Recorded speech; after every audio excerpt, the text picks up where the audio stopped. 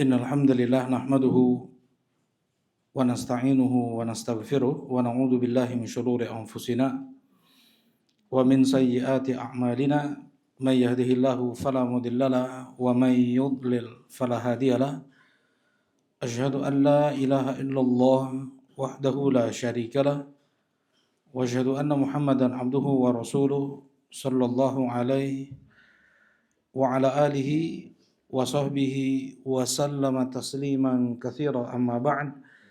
Qala Allah Ta'ala fil Qur'anil Karim, ya ayyuhalladzina amanu taqullaha wa qulu qawlan sadida yuslih lakum a'malakum wa yaghfir lakum dhunubakum wa may yuti'illaha wa rasulahu faqad faza fawzan 'azima. Alhamdulillah, alhamdulillah kita bersyukur dengan kita muji Allah Subhanahu wa taala yang mutlak karena limpahan nikmat, rahmat dan ihsannya di pagi hari Kamis ini. Allah mudahkan kita untuk duduk, berkumpul, beribadah di rumahnya dalam majlis thalabul ilm, majlis belajar ilmu agama yang Rasulullah sallallahu alaihi wasallam bersabda, khairukum man ta'allamal Qur'ana wa 'allamahu, sebaik-baik kalian adalah yang mempelajari Al-Qur'an dan yang mengajarkannya, mempelajari ilmu agama dan yang mengajarkannya. Rasulullah sallallahu alaihi wasallam pula bersabda, man salaka tariqan yaltamisu fihi ilman sahalallahu lahu bihi tariqan ilal jannah. Siapa yang menempuh jalan menuju ilmu, dengan itu Allah mudahkan jalannya menuju surga. Ya, mudah-mudahan Allah terima amal ibadah kita dan mudah-mudahan menjadi sebab dipermudahnya setiap langkah kaki kita menuju surga Allah Subhanahu wa taala. Allahumma amin ya rabb. Nah, insyaallah kita akan melanjutkan kajian kitab Al-Arba'un An-Nawawiyah yang disusun oleh Al-Imam An-Nawawi rahimahullahu taala. Siapa nama Imam An-Nawawi?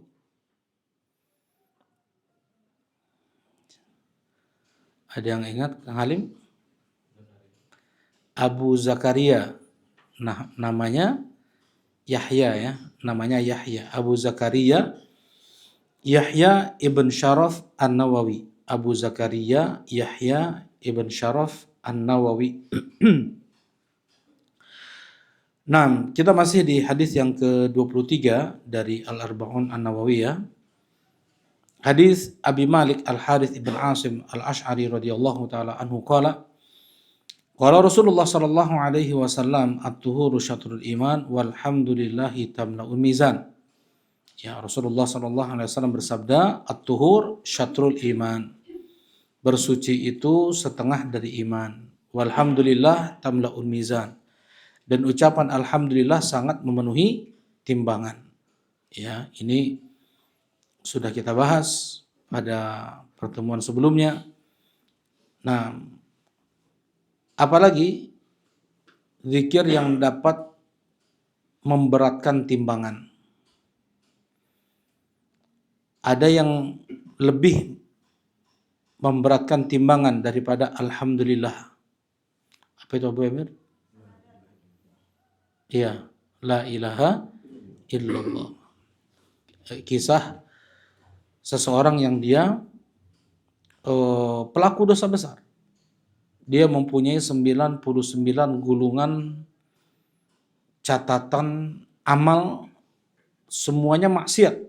Dari 99 gulungan, satu gulungannya kalau dibuka, panjangnya sejauh mata memandang, lebarnya sejauh mata memandang. Ada nggak kertas sepanjang itu di dunia ini?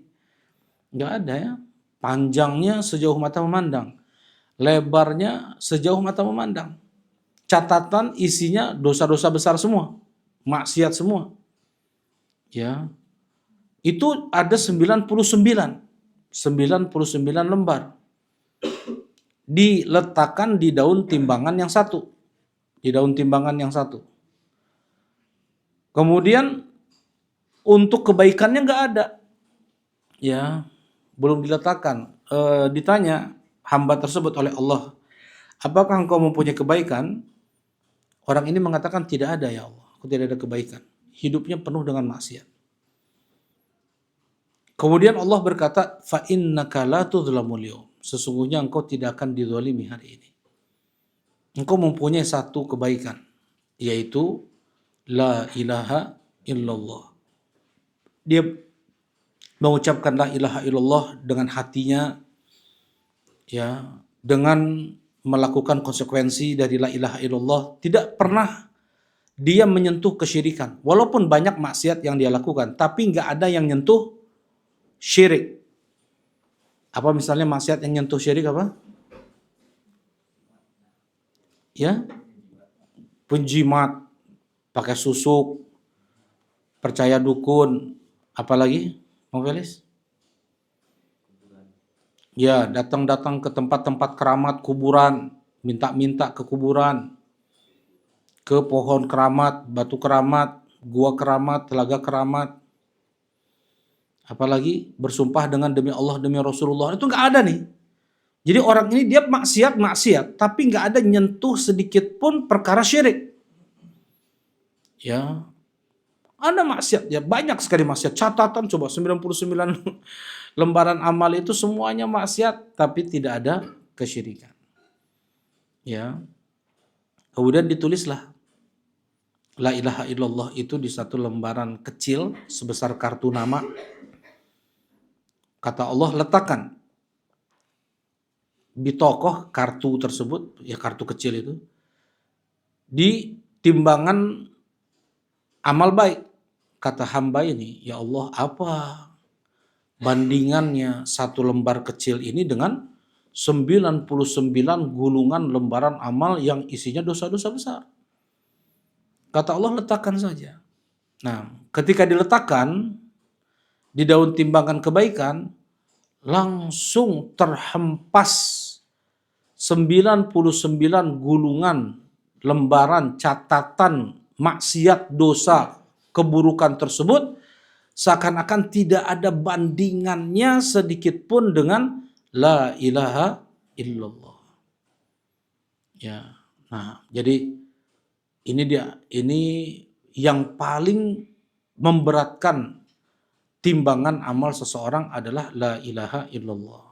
Tapi harus ditunaikan konsekuensinya. Ya, bukan hanya mengucapkan la ilaha illallah tapi masih juga melakukan kesyirikan-kesyirikan. Ya, ngasih-ngasih sesajen ke jalan, ngasih-ngasih atau taruh apa biasa taruh di depan rumah teh. Kayak apa? Cermin untuk apa biar ngaca gitu. Tolak bala ya. Dulu mah katanya tuyulnya nggak biar tuyulnya kabur. Oh sesama tuyul. Jadi enggak kalau ada di Cibaduyut itu ada di depan rumah banyak sekali taruh kayak tusuk sate ada bawang merah, ada bawang putih, kalau nggak ada cengek, kalau kayak gitu. Untuk tolak bala intinya, untuk tolak bala biar nggak masuk musibah, nggak kena bala rumah tersebut. Nah ini ya syirik yang seperti ini. Siapa yang bisa menahan bala kecuali hanya Allah Subhanahu wa taala. Allah itu an-nafi' wad-dhar. Allah itu yang memberikan manfaat, Allah pula lah yang memberikan madarat. Allah yang mendatangkan madarat, Allah pula yang mengangkat madarat tersebut. Ya. Jadi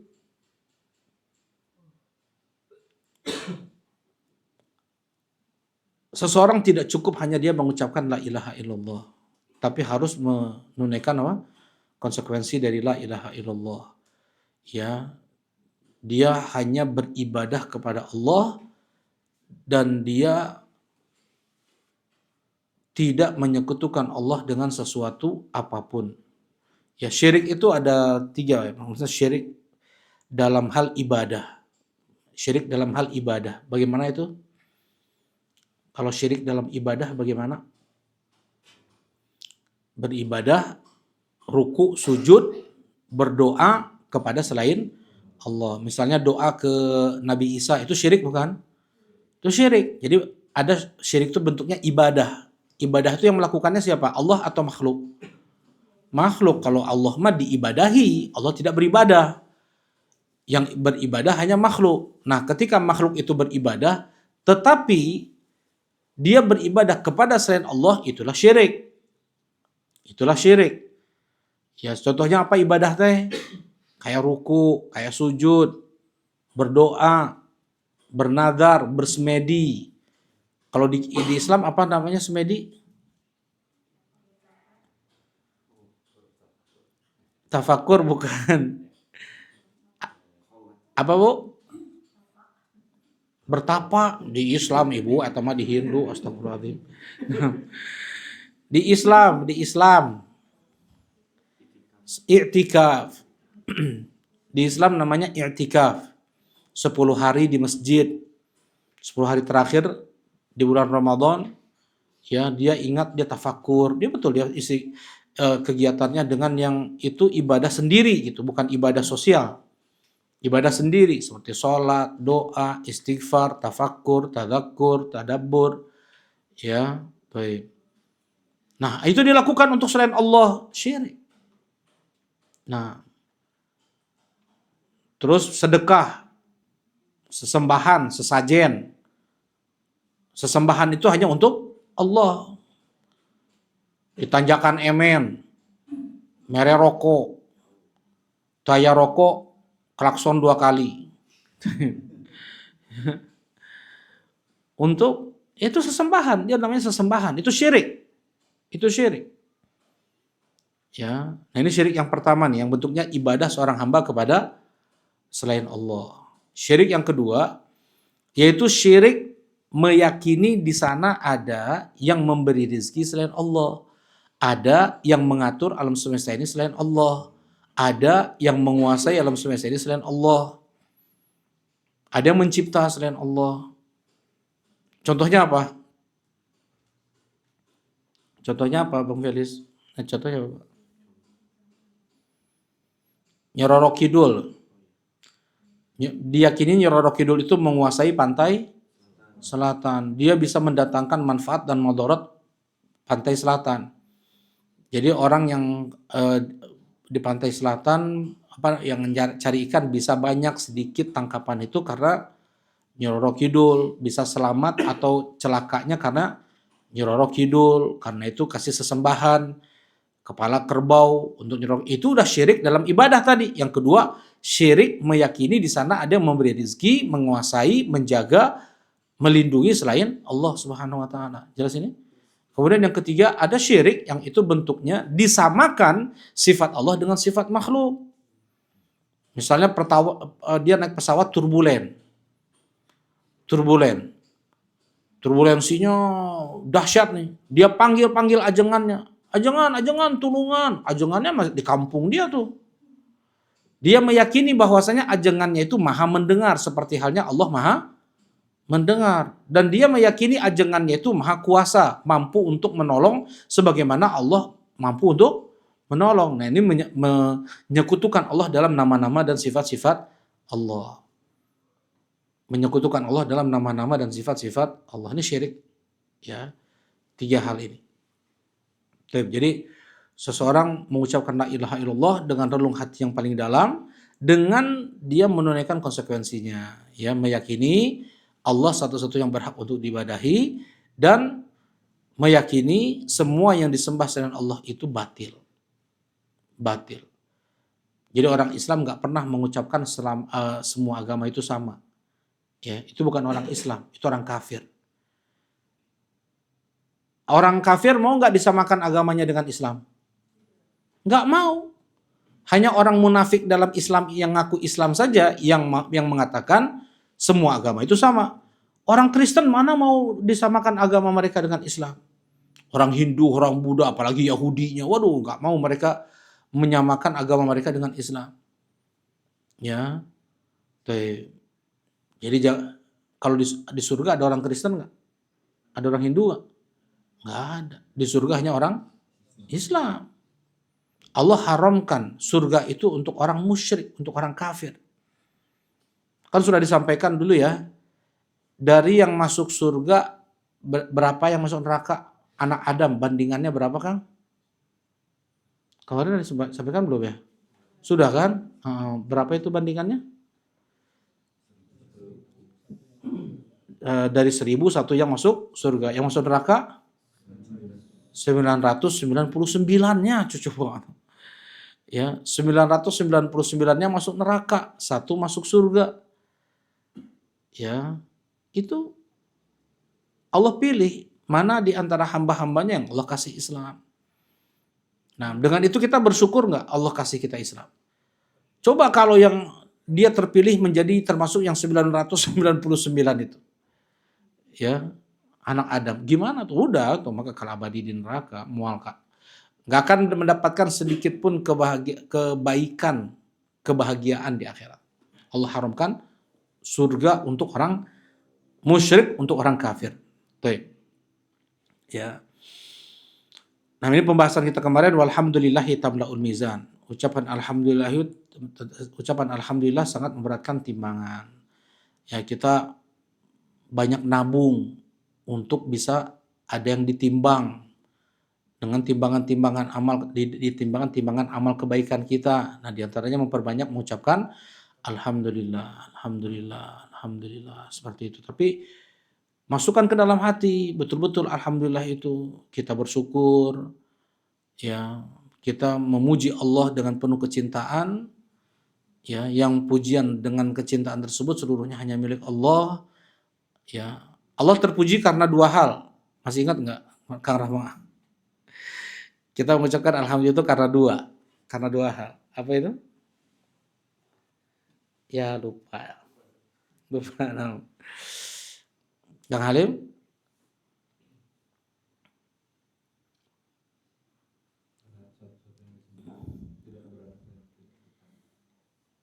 Ya, kalau kayak itu tambah banyak berarti Allah tidak disembah. Maksudnya, ini secara umumnya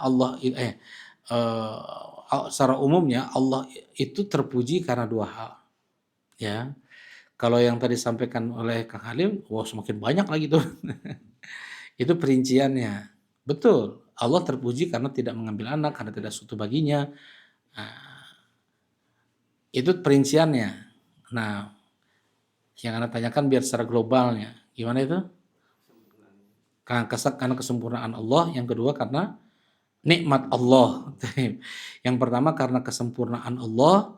Yang kedua karena nikmat Allah. Karena dua hal ini Allah terpuji. Sempurnaannya tadi, Allah tidak ada anak, Allah itu ahad, Allah itu somad, Allah itu lam yalid walam yulad, Allah itu walam yakul lahu kufuwan ahad, tidak ada sekutu bagi Allah, nama-namanya yang husna, sifat-sifat yang ulia. Nah, faquti adabirul ladzina zalamu walhamdulillahi rabbil alamin.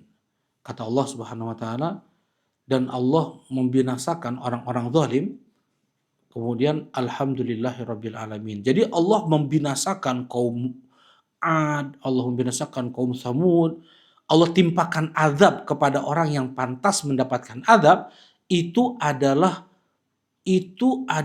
kebaikan Allah Subhanahu wa taala. Karena itu Allah memuji dirinya ketika Allah menimpakan bencana, ya, kepada orang-orang zalim. Baik. Nah, kita lanjutkan. Wa subhanallah walhamdulillah tamla'an atau tamla'u ma bainas samawati wal ardh. Sekarang ditambah satu lagi dengan subhanallah. Subhanallah kemudian alhamdulillah. Kita iringi dua zikir ini. Subhanallah alhamdulillah. Subhanallah alhamdulillah. Subhanallah alhamdulillah. Nah, subhanallah itu maha suci Allah. Allah Subhanahu wa taala disucikan dari banyak hal. Allah itu disucikan dari banyak hal. Yang pertama, dari sifat-sifat yang tidak layak bagi Allah. Dari sifat-sifat yang tidak layak bagi Allah. Apa sifat-sifat yang tidak layak bagi Allah? Makan, misalnya. Kalau manusia makan sempurna nggak? Sempurna. Kalau manusia nggak makan mah gering atau, ya. Nah, kalau Tuhan Allah itu sifat yang tidak sempurna kalau makan itu. Bahkan Allah membantah orang Kristen menyembah Nabi Isa dan Maryam karena Nabi Isa itu makan. Allah berfirman, "Mal Masih ibnu Maryam illa rasulun qad khalat min qablihi rusul wa ummuhu siddiqah kana yakulani ta'am." Tidaklah Nabi Isa kecuali hanyalah seorang rasul yang telah berlalu rasul-rasul sebelum beliau dan ibu beliau seorang siddiqah, mereka berdua makan makanan. Kata Allah, mereka berdua makan makanan. Masa yang makan disembah? Berarti membutuhkan benda lain, membutuhkan yang lain. Sedangkan yang namanya Tuhan itu dia tidak butuh apapun dan siapapun. Allah nggak butuh makhluk. Ya. Allah berfirman, "Ya ayuhan nas antumul fuqara wallahu wal ghaniyul hamid." Wahai sekalian manusia, kalian itu fakir, sangat membutuhkan Allah, sedangkan Allah itu maha kaya dan terpuji, nggak butuh kalian. Ya, itu Allah. Yang namanya Tuhan itu nggak butuh makhluk. Sekalipun makhluk misalnya nggak ada yang beribadah, berkurang nggak kemuliaan Allah? Enggak. Andai kan manusia semua jadi Nabi Muhammad, Jibril, jadi malaikat semuanya, bertambah nggak kemuliaan Allah? Enggak. Ya, yang butuh untuk kita beribadah kita sendiri. Nah, nanti pembahasannya ini mah hadis setelahnya ya.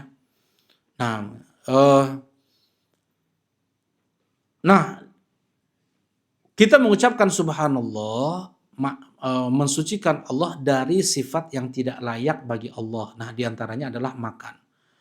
Ya, kalau Allah makan berarti Allah membutuhkan yang lain. Dan Allah tidak membutuhkan siapapun dan apapun. Namanya Allah, ada yang doa nih, kayak nujuk mami. Masa atau sedang diganggu sedang makan. Ya.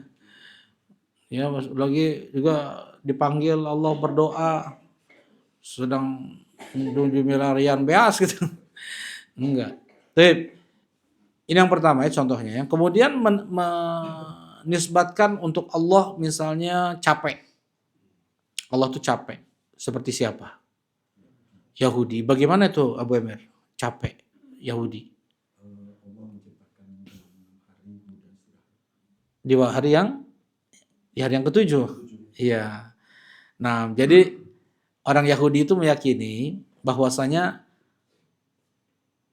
setelah Allah kerja, bikin langit-langit dan bumi dan apa yang ada di antara keduanya, ya Allah bikin langit-langit dan bumi dalam waktu berapa hari? 6 hari. Ahad itu artinya satu ya. Ahad dari hari Ahad. Ahad, Isnin itu 2. Senin artinya Senin. Senin, Isnin, Selasa. Itu jadi bahasa Arab semua itu. Ya, udah bahasa Arab. Selasa, Al-Arbi'a, Rabu. Khamis, Kamis, Jumat. Nah, Allah kerja 6 hari. Kata mereka. Allah kerja 6 hari. Ahad, Senin, Selasa, Rabu, Kamis, Jumat. Ya. Kemudian hari Sabtunya Allah capek. Jadi istirahat. Kalau Allah istirahat hari Sabtu, solidaritas atau masa kita tetap kerja juga hari Sabtu, Allah aja istirahat. Nah, pantas nggak Allah disifati seperti itu? Enggak. Allah membantah orang Yahudi di surat Qaf dengan mengatakan setelah Allah menciptakan langit dan bumi dalam waktu 6 hari, wa ma massana min lughub, dan kami tidak pernah letih. Tidak pernah lelah. Lughub itu lelah dari setelah aktivitas. Innama amruhu idza arada syai'an ayaqula lahu kun fayakun. Allah itu apabila menginginkan sesuatu, ya, Allah hanya mengucapkan kalimat kun, maka jadilah. Gak ada beratnya bagi Allah Subhanahu wa taala untuk menciptakan ini dan itu, menciptakan arsy, menciptakan kursi, menciptakan ini makhluk-makhluk besar bandingannya dari bumi langit itu dalam waktu 6 hari mah kecil atuh. Bandingannya kursi Allah dengan bumi-bumi dan langit apa? Seperti apa? Bandingannya kursi Allah. Kursi Allah di mana, Bang Felis?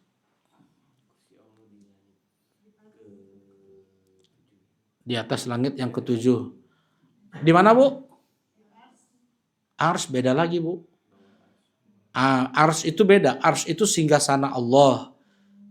Singgasana Allah itu adalah makhluk yang paling besar, makhluk yang paling tinggi. Ya. Nah, jadi kayak gini, kita kan di bumi, ya. Bumi, di atas bumi itu ada langit pertama, langit dunia namanya. Langit pertama. Nah, di sana ada Nabi Adam. Ya, kemudian jarak tempuh perjalanan 500 tahun perjalanan. Kalau jalan terus nonstop nih, entah jalannya pakai kuda, entah jalannya pakai onta, atau jalan kaki 500 tahun perjalanan. Kalau itu ditarik garis datar. Tebalnya langit pertama 500 tahun perjalanan. Dari langit pertama ke langit kedua 500 tahun perjalanan. Tebalnya langit kedua 500 tahun perjalanan. Di sana ada Nabi Isa dan Nabi Yahya. Mereka ini sepupuan. Sepupuan dari ibu. Ibu mereka adik kakak. Jadi ibunya Nabi Yahya dengan ibunya Nabi Isa itu adik kakak. Sepupuan. Ya, kemudian langit ketiga begitu juga merusak perjalanan. Di langit yang ketiga ada Nabi Yusuf. Ya. Ketemu dengan Rasulullah itu sudah Allah kasih setengah ketampanan Nabi Adam. Jadi laki-laki terganteng siapa? Nabi Adam. Wanita tercantik siapa? Hawa. Wanita tercantik itu Hawa, pakai hak kecil ya. Bukan hak gede, itu mah hawa nafsu. Hawa, itu mah Hawa. Bukan Hawa. Hawa itu Hawa. Ya, itu wanita tercantik di alam semesta. Hawa. Dan Nabi Yusuf diberi setengah ketampanan Adam. Kenapa Nabi Adam manusia tertampan, tersempurna? Ibu-ibu bisa tahu jawabannya? Apa sebabnya Nabi Adam itu menjadi manusia tersempurna? Dari sisi fisik. Organ tubuhnya semuanya, jantungnya, ususnya, kemudian fisik zahirnya itu sempurna. Sempurna. Kenapa kok sempurna? Masya Allah. Jagoan ibu. Masya Allah. Karena Allah Subhanahu wa taala yang menciptakan langsung Nabi Adam dengan kedua tangannya. Berbeda ya, Allah menciptakan Nabi Adam dengan manusia atau makhluk yang lain. Kalau makhluk-makhluk yang lain Allah ciptakan itu dengan kalimat kun fayakun. Sedangkan Nabi Adam, kata Allah Subhanahu wa taala di surat Shad, Allah berbicara kepada iblis. Ma mana'aka an tasjuda lima khalaqtu biyadai? Wahai iblis, apa yang menahanmu untuk sujud kepada makhluk yang aku ciptakan dengan kedua tanganku? Berbeda nih. Gak ada Allah mengatakan seperti itu pada makhluk-makhluk yang lain, gak ada. Hanya kepada Nabi Adam saja. Karena itu sempurna. Sempurna. Ya. Nah, Nabi Yusuf diberi setengah ketampanan Adam. Kalau wanita tercantik kedua, yang pertama kan Hawa. Yang kedua siapa?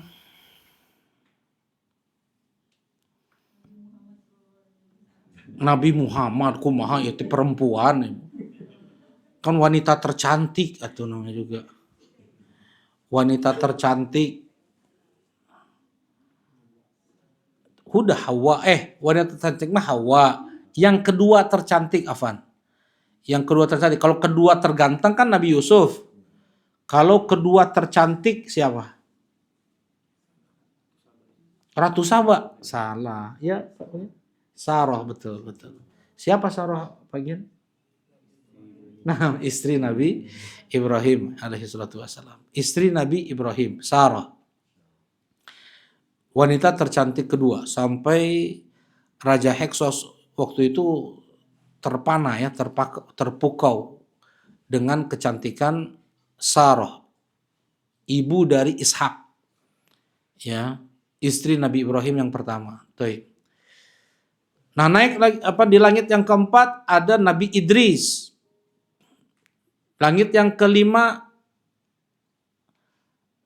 ada Nabi Harun.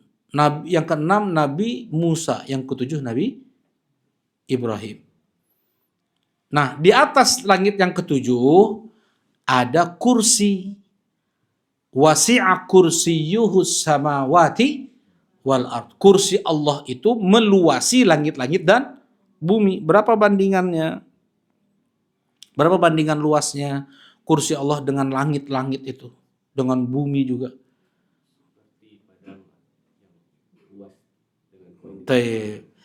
Bumi dan langit ini seperti 8 koin sarebuan, ya, koin sarebuan dilemparkan ke padang pasir yang tidak kita lihat tepinya. Nggak nggak ada tepinya kita lihat dengan mata kita. Jauh mata pandang. Kelihatan nggak sebenarnya 8 koin itu? Nggak kelihatan kan? Kita lempar 8 koin aja ke lapangan sepak bola nggak kelihatan itu. Ya, apalagi ke padang pasir yang tidak kita lihat tepinya, timur, barat, utara, selatan, nggak ada tuh. Tepinya nggak kelihatan. Nah, luasnya kursi Allah itu seperti itu. Di atas kursi Allah ada laut. 500 tahun juga perjalanan. Nah, di atas laut ada arsy. Ada singgasana Allah. Dan Allah di atas arsy. Allah itu berada di atas arsy. Di atas seluruh makhluknya. Nah, ada berapa dalil yang menunjukkan Allah berada di atas? 2000 dalil lebih, ya. Nah, itu udah jangankan orang Islam percaya Allah itu di atas. Banyak sekali ya kalau dalil. Mana coba sebutkan dalil lah, coba Kang Rama sebutkan 5 dalil. Wah, dari 2000 lebih 5 dalil. Ya. Masya Allah. Ar-Rahmanu 'alal arsy istawa. Allah di atas arsy beristiwa. Ya, tinggi, arti istiwa itu tinggi di atas arsy. Kemudian apa lagi? Wa fis sama'i rizqukum wa ma tu'adun. Dan di wa fis sama'i itu kan rizki itu, bukan Allah. Yang kan, iya. Maksudnya enggak ya, harus jelas lah, yang jelas.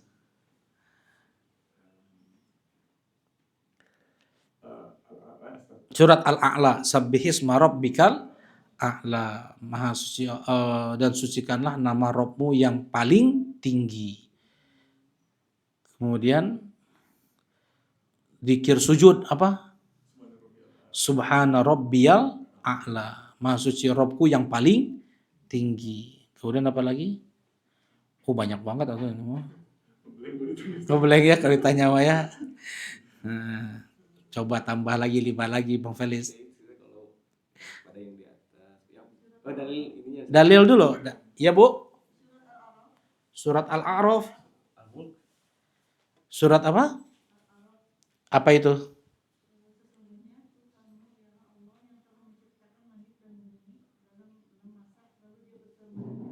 Iya, itu tsumma stawa 'alal arsy. Betul.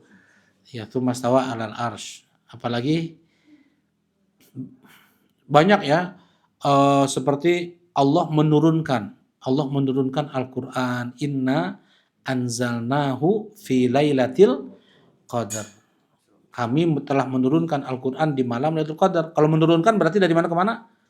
Dari atas ke bawah. Amintum man fis sama? Apakah kalian beriman dengan yang di atas langit? Amintum man fis sama? Tadi amintum man fis sama? Amintum man fis sama? Itu banyak sekali. Ya, ilaihi yas'adul kalimut thayyib wal 'amalus shalihu yarfa'u.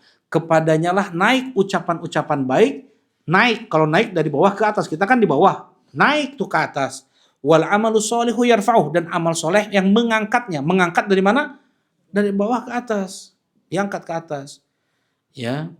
Kemudian juga kisah apa? Isra Mi'raj. Mi'rajnya Rasulullah SAW ke atas. Ya, bukan kemana-mana. Allah di mana-mana atau ke ini ke pasir ke pasir apa? Pasir Jati.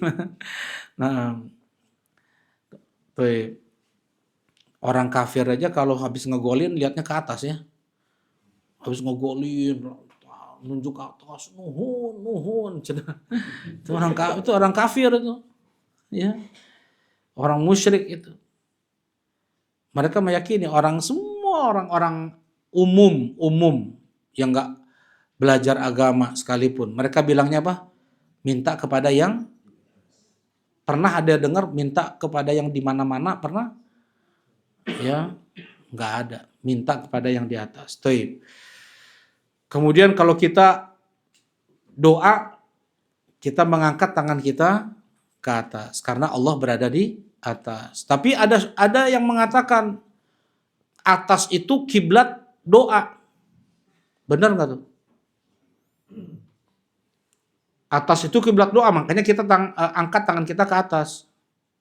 Salah. Kalau kiblat doa kemana? Sama dengan kiblat sholat. Kiblat doa sama dengan kiblat sholat. Rasulullah istisqa pas minta hujan. Jadi kalau Rasulullah SAW doa serius, beliau menghadap kiblat. Seperti minta hujan, Rasulullah SAW itu langsung balik kanan, membelakangi jamaah, menghadap kiblat, berdoa.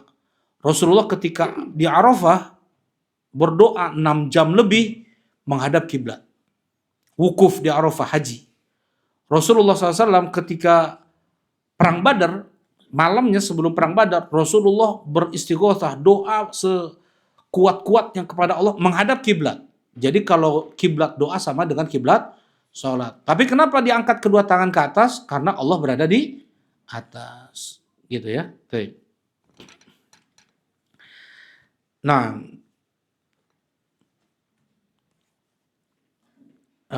banyak lagi dalilnya. Ya, banyak lagi dalilnya. Taib. Wa subhanallah, kita kembali ke subhanallah ya. Jadi kita mensucikan Allah Subhanahu wa taala dari yang itu tidak layak bagi Allah. Tadi yang tidak layak bagi Allah makan, tidak layak bagi Allah capek, ya. Nah, yang tidak layak bagi Allah apalagi? Ngantuk, tidur. Mana dalilnya? Ayat kursi. La ta'khudhuhu sinatun wala naum. Tidak, Allah tuh tidak ngantuk, tidak tidur. Ya, nah ini kita ucapkan subhanallah. Dari yang seperti itu. Ya. Dari apa yang orang Yahudi, Nasrani sifati Allah. Mereka bilang Allah itu pelit. Ngeri ya. Allah itu bakhil kata mereka. Allah itu fakir, subhanallah. Jadi kalau kita, itu Allah nukilkan di dalam Al-Quran ucapan-ucapan mereka itu. Belum lagi yang mereka bikin-bikin dalam kitab Taurat mereka itu, Taurat dan Injil itu. Banyak hal-hal yang itu menunjukkan atau mencela Allah lah, mensifati Allah Subhanahu wa taala dengan sesuatu yang tidak layak. Nah, kita orang Islam mengucapkan apa? Subhanallah dari itu semua. Nah, kemudian Allah Subhanahu wa taala pula kita sucikan ya dari apapun bentuk kesyirikan. Ya. Allah punya anak. Subhanallah. Seperti Allah berfirman,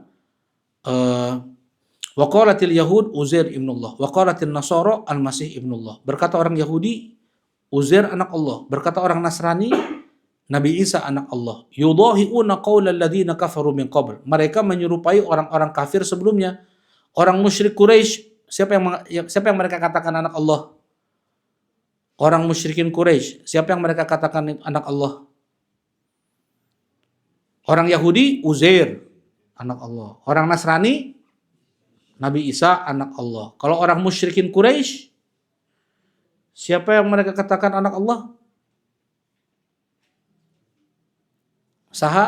Siapa Bu?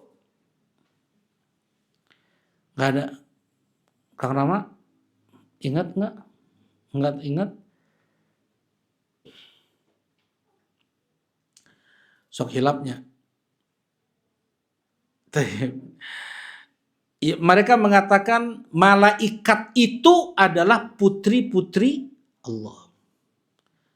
Malaikat itu banatullah, putri-putri Allah.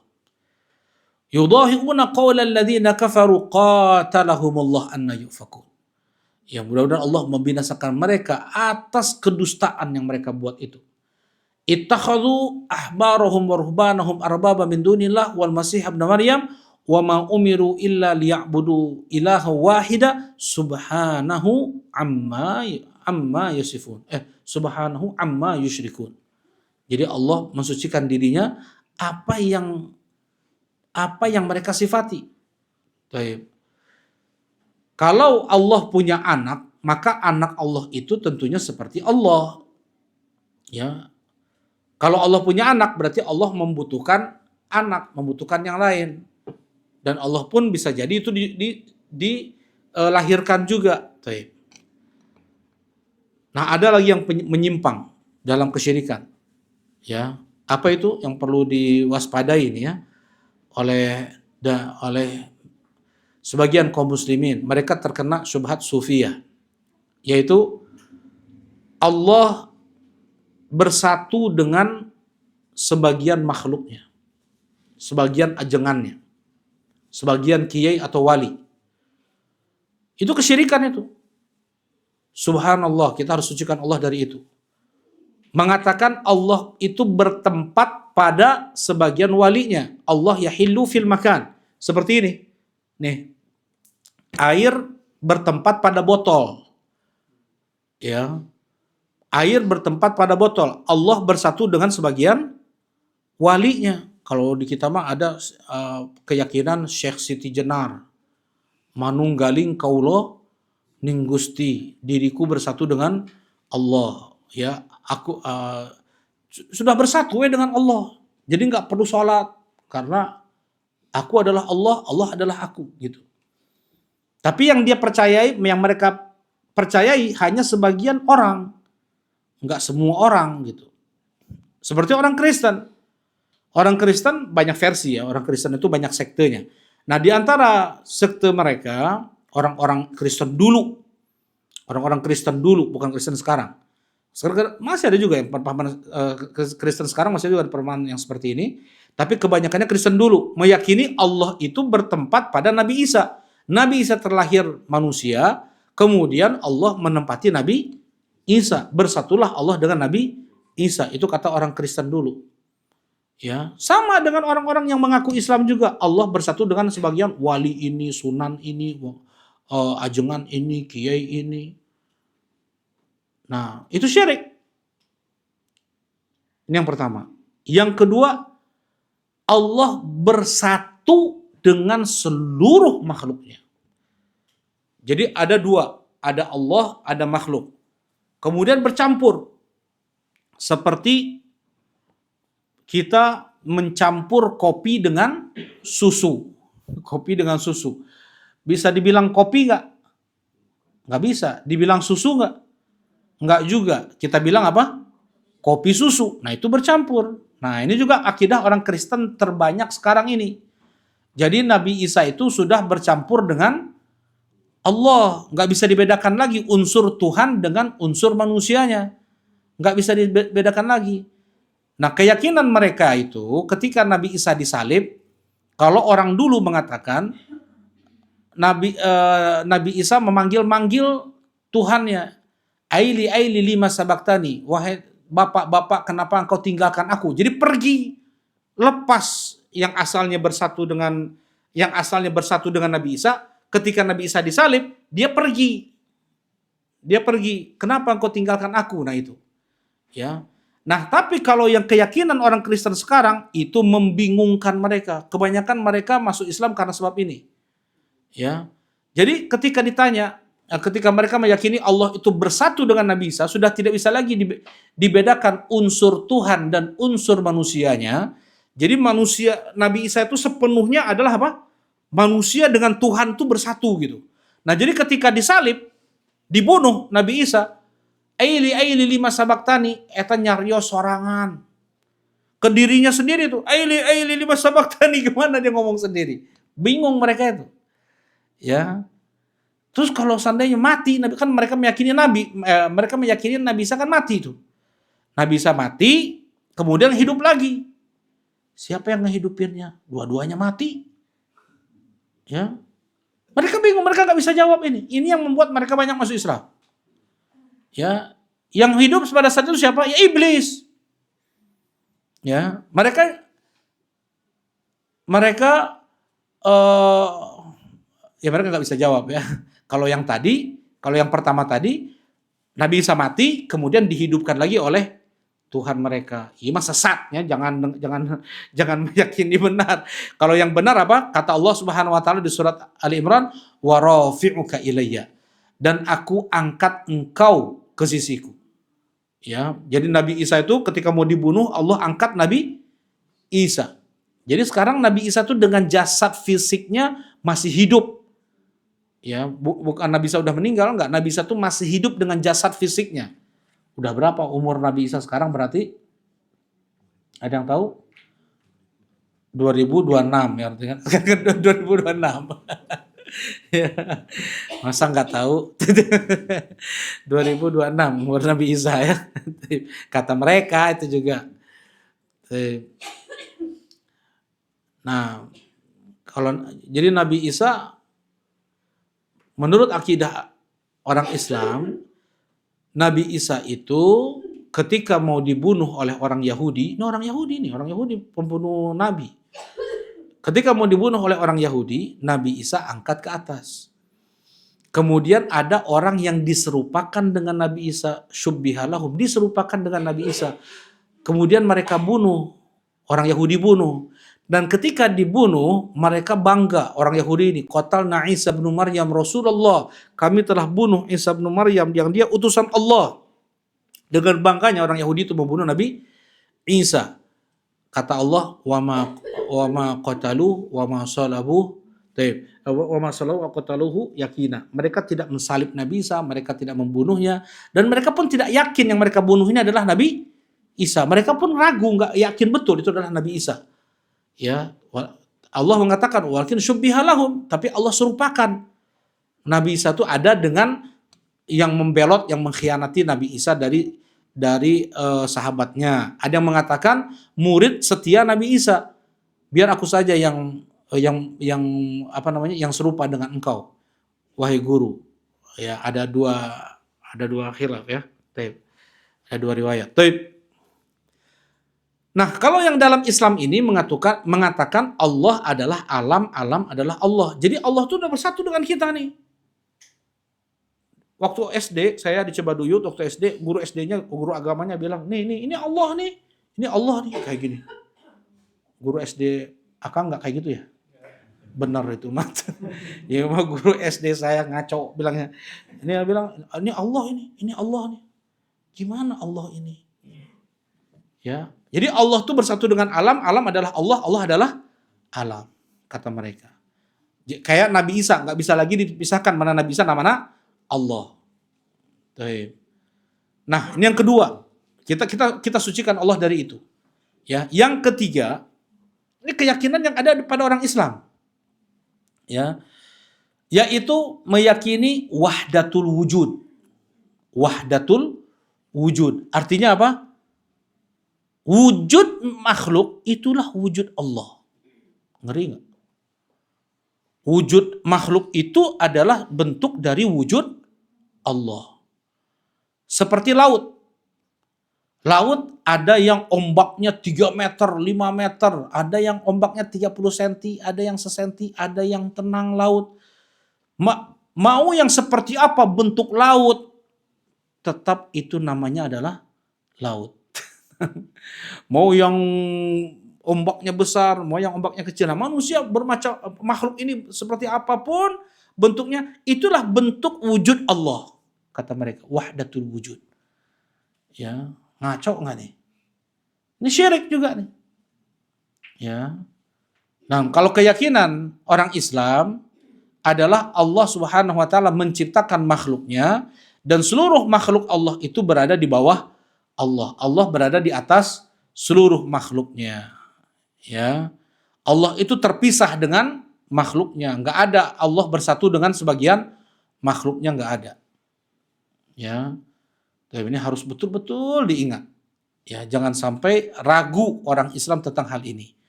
Ya, jangan sampai ada yakin, ajangan ini mah sudah bersatu dengan Allah. Nggak ada. Ya, sampai dia mengatakan manunggaling, bukan yang bahasa Arabnya ya. ma fil jubbati illallah, tidak ada dalam jubah ini kecuali Allah. Ya.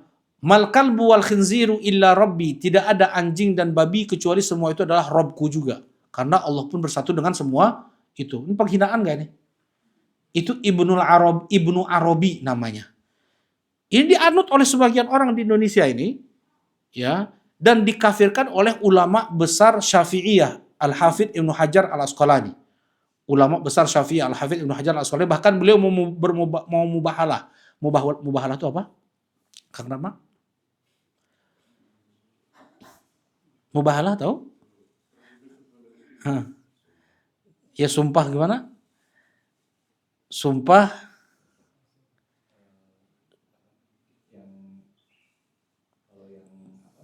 salah adab. Ya, jadi sumpah berani di dalam masjid bawa keluarganya semuanya, ya, bersumpah. Kalau di orang umum mah sumpah pocong lah, kayak gitu. Kalau dalam Islam namanya mubahalah. Ya, dia bersumpah kalau yang salah dia mendapatkan azab Allah. Yang salah dia akan mendapatkan azab Allah. Nah, Imam Ibnu Hajar beliau bersumpah mau bermubahalah. Siapa yang menganut paham Ibnu Arabi, ya, saya silakan bermubahalah dengan saya karena saya meyakini dia itu kafir. Ibnu Arabi ini kafir. Ya, sampai bilang seperti itu. Kan sekarang ada ustadz-ustadznya malah yang bilang kalau boleh kita berdoa ke Nabi Isa kalau sejatinya kita melihat Nabi Isa itu adalah Allah. Boleh kita berdoa ke kuburan kalau sejatinya yang kita lihat di kuburan itu adalah Allah. Boleh kita doa ke Caringin kalau seandainya Caringin itu adalah Allah. Coba. Rasulullah ngajarkan seperti itu enggak? Enggak pernah. Syirik. Alhamdulillah. Ya. Nah, ucapan subhanallah itu kita sucikan Allah dari yang demikian, ya. Baik. Jadi hal-hal yang itu tidak layak bagi Allah, yang mengurangi kesempurnaan Allah, yang di sana apabila ada kesyirikan, ya, kita ucapkan subhanallah. Nah, kita ucapkan subhanallah, maha suci Allah. Nah, ketika kita sucikan Allah dari yang tidak baik itu semua, kita isi dengan yang terbaiknya, yaitu apa? Alhamdulillah. Alhamdulillah. Yang terbaik adalah alhamdulillah. Yaitu kita tetapkan seluruh kebaikan-kebaikan, kesempurnaan Allah Subhanahu wa taala, maka sempurnalah dua zikir ini. Jelas itu? Setelah kita nafikan untuk Allah semua bentuk kekurangan, ya, dan keburukan, kita tetapkan untuk Allah seluruh kesempurnaan dan kebaikan. Makanya sering sekali digandengkan dua zikir ini. Nah, zikir terbaik yang sangat memberatkan timbangan amal, yang sangat dicintai oleh Allah, mudah terucap oleh lisan apa, Kang?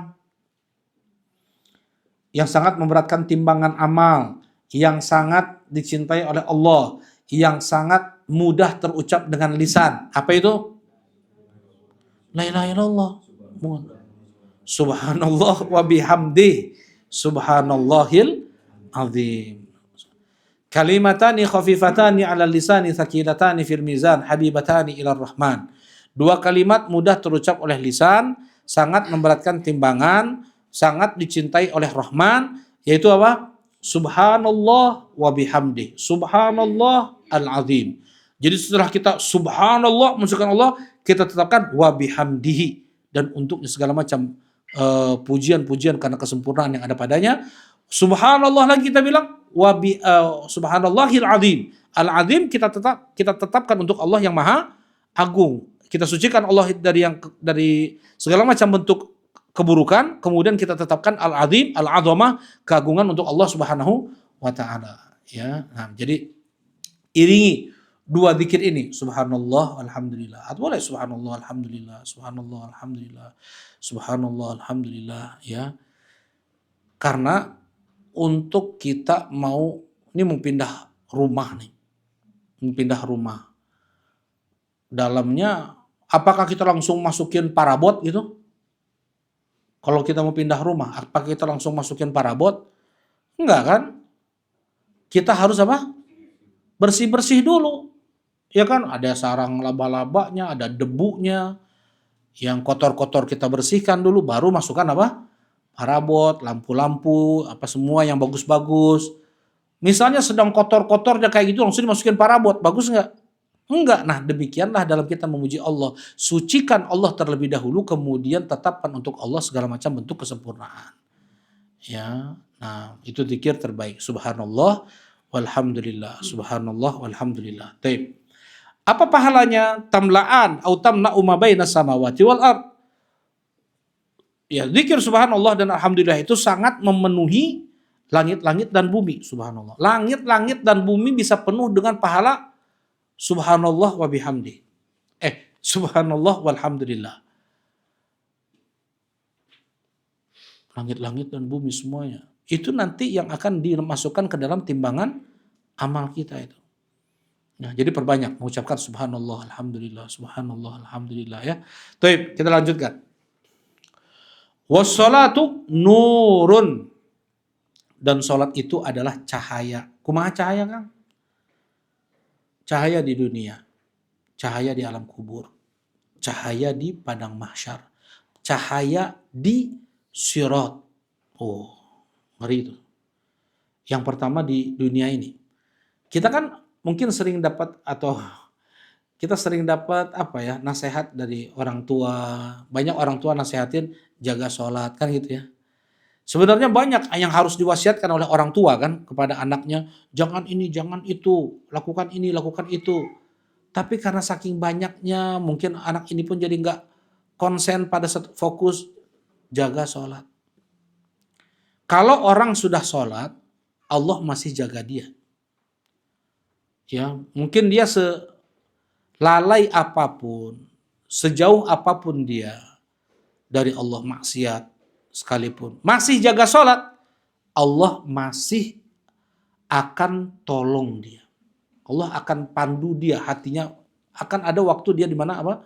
Bertobat. Ya, as-sholatu nurun. Ini yang pertama. Yang kedua, dalam kuburan yang membuat cahaya di kuburan pun adalah diantaranya sebabnya apa? Salat. Was-sholatu nurun. Dan salat itu adalah cahaya. Kemudian di akhirat pun ada zulma. Ada kegelapan. Ya, dan diterangi oleh cahaya.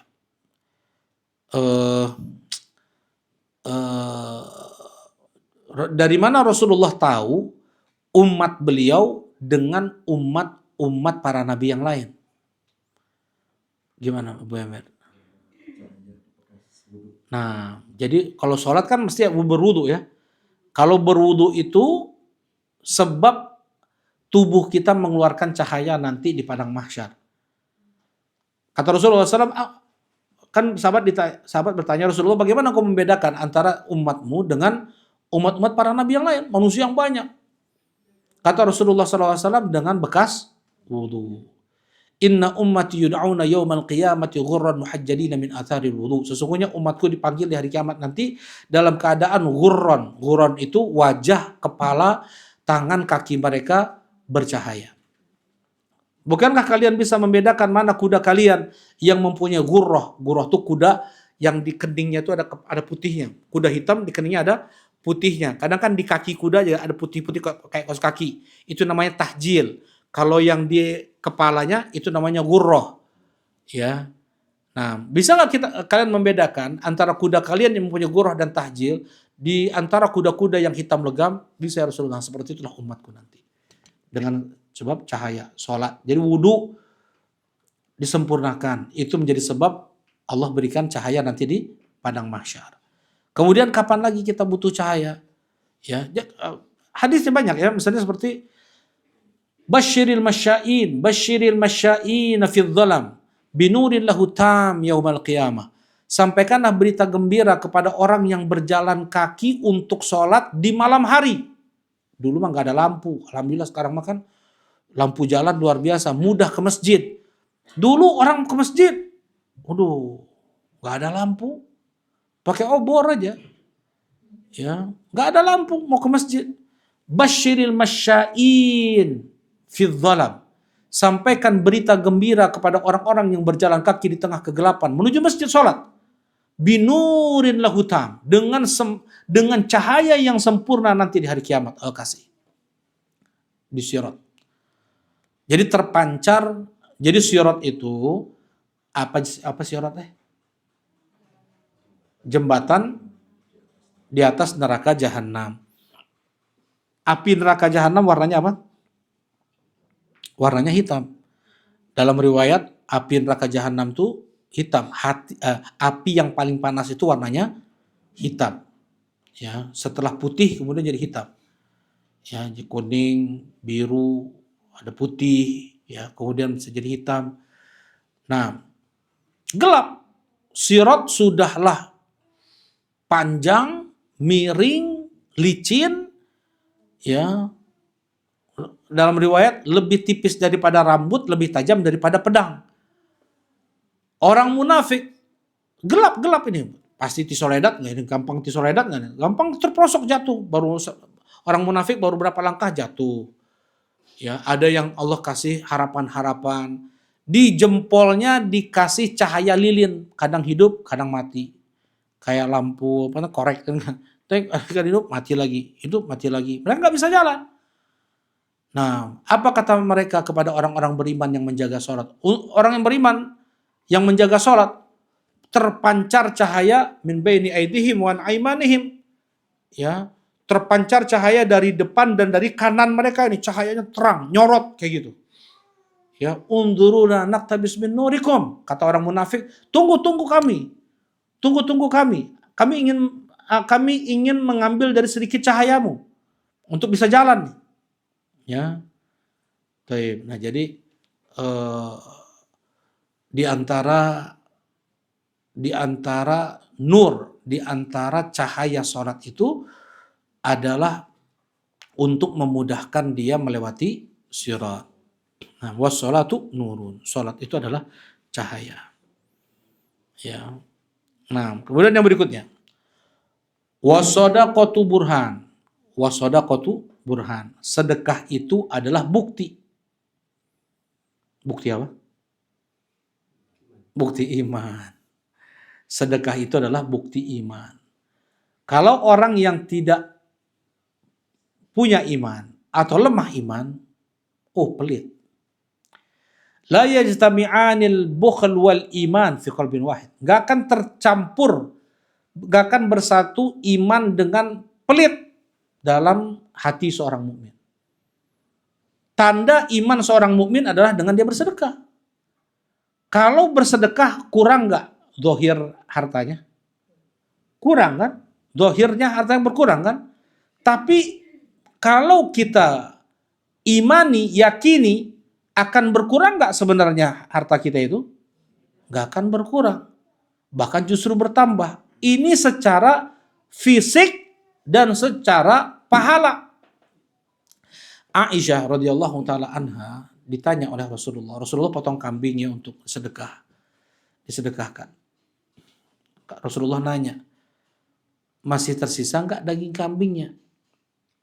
Aisyah menjawab, yang tersisa hanya ini belikatnya aja, tangannya satu gitu, tangan kambing itu satu, belikatnya aja satu.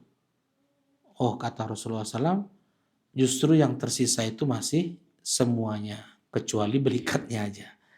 Ya, jadi yang disedekahkan itu akan tetap ada. Yang kita sedekahkan itu nanti yang bersama kita terus. Ya, ar-rajul tahta dhilli sadaqatihi yaumal qiyamah. Seseorang itu di bawah naungan sedekahnya di hari kiamat. Selama berapa hari? Kita di padang mahsyar 50.000 tahun. Yang membuat kita terkena teduh dari sinar matahari adalah sedekah yang kita keluarkan di dunia ini. Ya, banyak-banyak kita bersedekah karena itu akan menjadi atap di atas kepala kita nih, biar kita nggak tersorot dengan sinar matahari, biar nggak kepanasan. Panas 50 matahari di atas kepala manusia jarak 1 mil. Gimana nggak panas? Ya, baik. Nah, wasadaqatu burhan, dan sedekah itu sebagai bukti iman seseorang. Bagaimana alam semesta ini di bawah kendali Allah Subhanahu wa taala. Berapa banyak orang yang bersedekah, mereka nggak pernah apa? Nggak pernah miskin-miskin. Nggak pernah miskin-miskin, nggak pernah jatuh, nggak pernah miskin-miskin. Ya, ada saja rizki dia. Ya, nah ada seseorang ya, dia ini suka bersedekah, padahal dia pas-pasan, nggak banyak betul uangnya. Dia banyak bersedekah, tapi memang ada terus rezekinya. Diingatkan oleh temannya, engkau simpan aja lah, hartamu itu jangan engkau sedekahkan semua, enggak. Ini udah kebiasaanku dari dulu.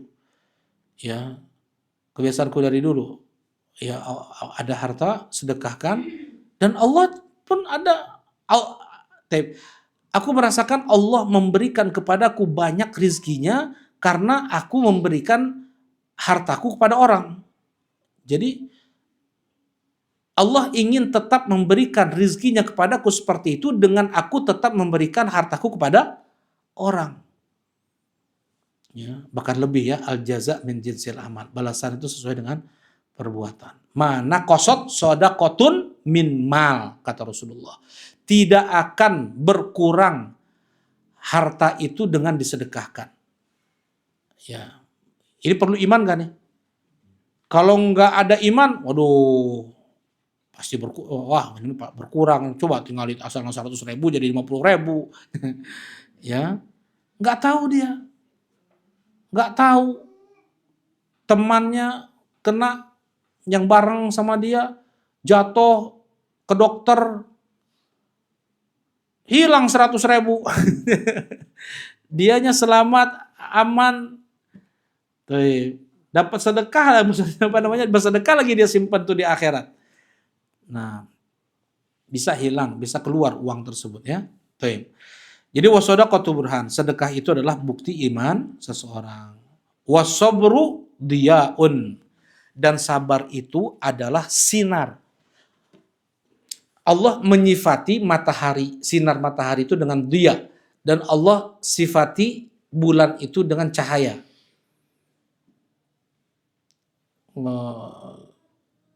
Nah, khalaqa syamsa diya'an wal qamara nura. Allah menciptakan syams, yaitu matahari, diya'an, ada cahayanya.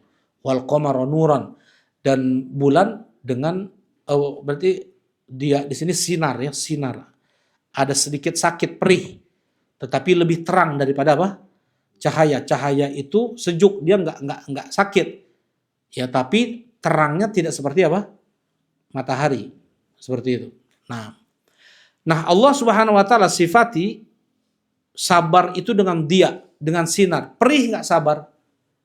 Sabar itu perih, tapi mendatangkan banyak kebaikan, keterangan, terang. Sabar dalam Islam ada 3. Sabar dalam menjalankan perintah Allah. Yang kedua, sabar dalam menjauhi larangan Allah. Yang ketiga, sabar dalam menerima ketetapan-ketetapan Allah. Ya. Sabar dalam menjalankan perintah Allah, apa contohnya, Kang? Sabar dalam menjalankan perintah Allah, apa contohnya? Salat kan? Salat perlu sabar nggak? Subuh komo, ya, tunduk. Orang sebagian, wah, ototnya luar biasa. Eta kelopak mata coba daging sabaraha on, nggak bisa diangkat itu kelopak mata. Ya percuma aja binaraga yang apalagi istilahnya ya, yang ngejim gitu. Ya, badannya mentekol, six pack, ya. Tapi untuk buka mata dagingnya, 80 kilo gitu. 80 kilo, 100 kilo. Ya, on acan ya mahnya. Kelopak mata nggak ada, on pisan nggak ada. Hese muka teh. Perlu sabar nggak sebenarnya? Perlu sabar. Apalagi sedang dingin. Aduh, ngantuk. Iya. Subhanallah, hujan. Betul, sedang anak-anaknya tidur tuh. Hayya 'alas shalah, hayya 'alal falah. Nah, Untuk menjalankan perintah Allah perlu sabar. Ya, kayak misalnya kita mau kurban, mudah-mudahan bisa semua. Perlu sabar nggak? Kita keluarkan uang kita tuh. Uang kita tabung, habis untuk kurban. Habis untuk kurban. Perlu sabar nggak? Sabar. Dan janji Allah jauh lebih besar daripada apa yang kita lakukan. Nggak ada Allah mengganti dengan yang setara, nggak ada. Kita beli domba yang 3 juta, Allah kasih lagi 3 juta, nggak ada kayak gitu. Nggak pernah ada Allah seperti itu. Ya, kita berbuat yang sedikit aja sebesar biji debu, balasan Allah tuh entah berapa gunung yang Allah berikan kepada kita. Itu sebesar biji debu. Apalagi lebih yang kita berikan untuk Allah. Perlu sabar. Yang kedua, sabar dalam menjauhi larangan Allah. Sabar dalam menjauhi larangan Allah, seperti apa? Sabar dalam, misalnya, ada tawaran maksiat, menggoda, ya, khamr, judi, zina, riba, sedang butuh duit, pinjamkan, nanti asramakan, ya, sertifikat Anda, BPKB Anda misalnya, sekolahkan, ya, coba berapa, dia sedang butuh uang tuh, nah pinjol kayak gitu kan, kemudian banyak maksiat, dia tinggalkan itu untuk dia bersabar dengan meninggalkan perintah Allah karena Allah. Yang ketiga, sabar dalam menerima ketetapan Allah. Musibah, udah berusaha tapi masih juga belum Allah bukakan. Ada hikmahnya, ya. Dia udah kerja keras tapi masih juga belum Allah bukakan. Ada nggak ya seperti itu orang? Banyak ya. Itu tuh harus husnudzon kita kepada Allah. Dan gak ada yang sia-sia. Semua itu yang kita lakukan itu sebenarnya bernilai pahala di sisi Allah Subhanahu wa taala mencari nafkah. Ya. Tapi ada hikmahnya. Kalau Allah bukakan kepada kita harta pada saat itu, belum tentu kita bisa benar tuh. Banyak orang gagal jadi orang kaya. Gagal jadi orang kaya. Gak kenal lagi sama orang tua, gak kenal lagi sama saudara, gak kenal lagi sama tetangga, gak kenal sama teman. Nah, udah jadi orang kaya. Tuh. Mana yang lebih tinggi dari 3 tingkat sabar ini? Sabar dalam menjalankan perintah Allah, sabar dalam menjauhi larangan Allah, atau sabar dalam menerima musibah? Iya. Mana yang lebih berat?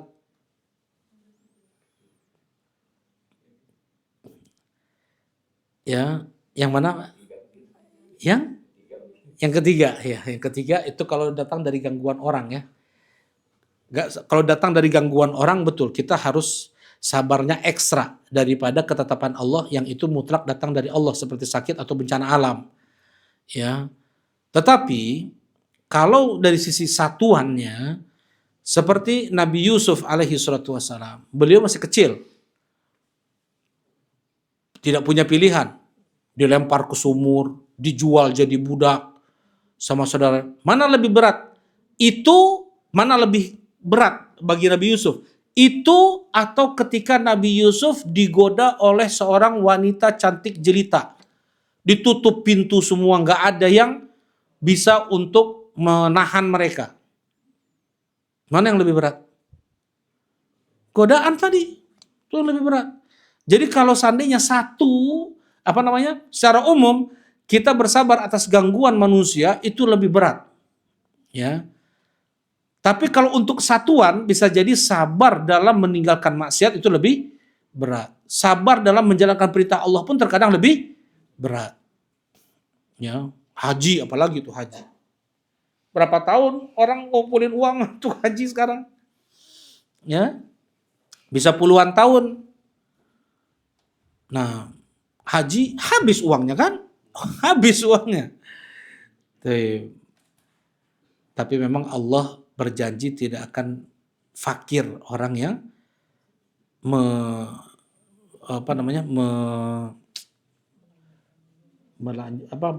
yang haji lagi apa?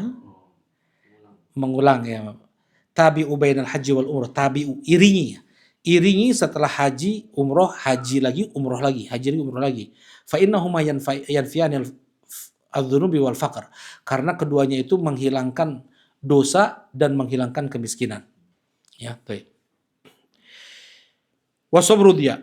Sabar itu adalah sinar. Pedih, perih, tetapi mendatangkan kebaikan. Pasti ada kebaikan. Nah, kemudian wal Qur'an hujjatun laka au alaik. Al-Qur'an sebagai hujjah untukmu atau Al-Qur'an akan menjadi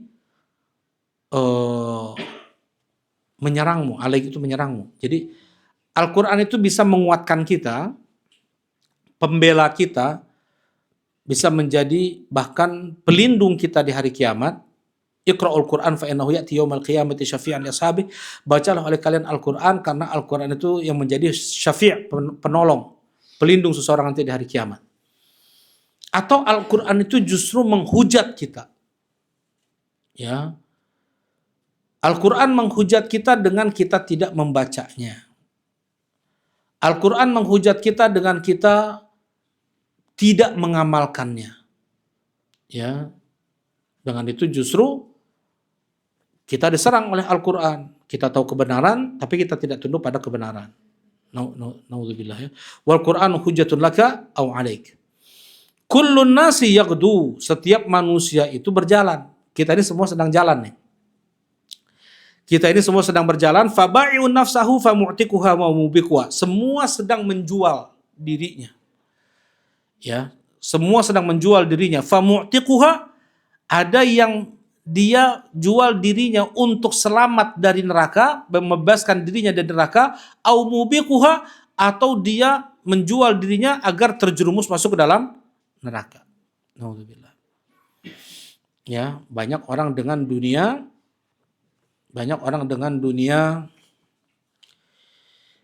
lalai, larut sehingga binasa, ya, masuk neraka. Ada juga seseorang dengan dunia dia selamat dari api neraka. Dia merdekakan budak, dia bangun masjid, dia menunaikan zakat, sedekah dan yang lainnya. Nah, jadi setiap usaha seseorang, kita sekarang berjalan, setiap usaha seseorang itu sedang, keadaannya sekarang ini sedang memerdekakan dirinya dari api neraka atau sedang menjerumuskan dirinya ke dalam neraka. Ya, nah sekarang mana yang kita pilih? Jalan itu cuma dua. Ya, ada jalan menuju surga, keselamatan dari neraka, ada jalan menuju neraka. Ya, baik. Ini hadis Abu Malik Al-Harith Ibn Asim Al-Asy'ari. Hadis yang luar biasa nih ya. Tapi mungkin kita cukupkan ya kajian kita di pagi atau siang ini. Alhamdulillah sallallahu alaihi wasallam. Assalamualaikum warahmatullahi wabarakatuh.